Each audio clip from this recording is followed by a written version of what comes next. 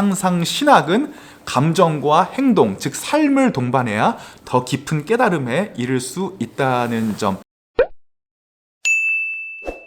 여러분 반갑습니다. 여러분과 함께 신앙생활하는 남자 이종찬 인사드리겠습니다. 제가 요즘에 상담 위주의 컨텐츠를 많이 올리다 보니까 DM이나 메일로 굉장히 많은 분들께서 질문을 해주시고 본인의 이야기들을 나누어 주시는데, 신학적인 질문과 관련해서는 예정론에 관한 질문이 가장 많이 있는 것 같아요. 그래서 제가 예정론에 대한 영상을 2개나 찍어 놓았으니까 가서 좀 보시고 오셨으면 좋겠다 이렇게 말씀을 드려도, 영상을 사실 2개 다 봤는데 그래도 잘 이해가 되지 않는다라고 하시는 분들이 많이 있어서 오늘 이 영상을 찍게 되었습니다. 사실 여러분, 예정론이 이해가 되지 않는 것은 전혀 이상한 일이 아니에요. 사실 저도 신학대학원 다닐 때까지만 해도 예정론을 잘 이해를 하지를 못했어요. 심지어는 저희 교수님 중에 한 분이 예정론에 굉장히 조예가 깊으신 분임에도 불구하고, 그리고 그분에게 강의를 들었음에도 불구하고 도대체 예정론이 이해가 되지를 않는 거예요.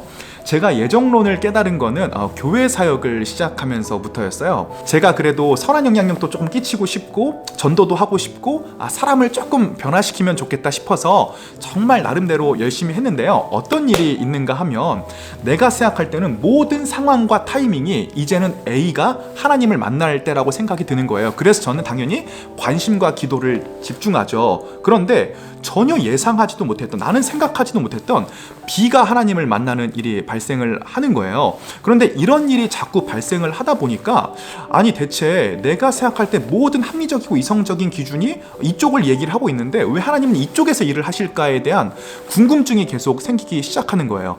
그런데 인간의 머리와 합리로는 도저히 그거를 설명을 할 수가 없더라고요. 그래서 내린 결론이 이거는 예정하셨다고밖에 이야기를 할 수가 없구나라는 생각이 들었어요. 예정론이라는 게 인간을 구원하시기 위한 하나님의 경륜이 아무런 오류가 없이 주권적입니다라고 하는 것을 인정해드리는 부분이 있거든요. 사역을 하다 보니까 하나님의 주권을 정말 많이 인정을 하게 돼요. 그래서 심지어는 내가 뭐 있지 않아도 하나님은 알아서 일을 하시겠구나라는 생각이 조금 들 정도로, 우리 신약 성경을 봐도 사도들이 굉장히 많은 글을 썼는데 그때는 성경이라는 게 없었잖아요. 그런데 그분들이 이 성경을 쓸 때 골방에서 논문을 작성을 한 게 아니거든요. 그분들도 실제로 많은 목회 생활을 경험을 했고 정말 많은 하나님의 일을 하려고 노력을 많이 했어요.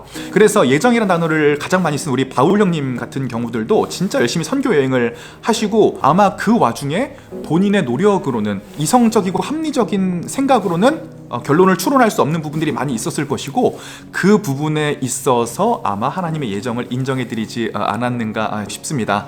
그래서 여러분, 우리 성경이라는 것은 골방에서 공부한다고 되는 것이 아니라 삶으로 실천적인 윤리의 결과로 더욱더 많은 지식을 습득하게 되는 부분들이 많이 있어요. 그래서 예정론이 잘 이해가 되지 않으시는 분들은 우선 머릿속으로만 좀 알고 계시다가 실제로 하나님과 동행하면서 삶을 살아가시다 보면은 그것이 체험적으로 깨닫게 되어지는 날이 있을 거라고 생각을 합니다. 항상 신학은 감정과 행동, 즉 삶을 동반해야 더 깊은 깨달음에 이를 수 있다는 점. 신학은 열심히 공부하되 골방의 학문이 되면 안 된다라고 오늘 영상을 통해서 여러분께 말씀을 드리고 싶네요.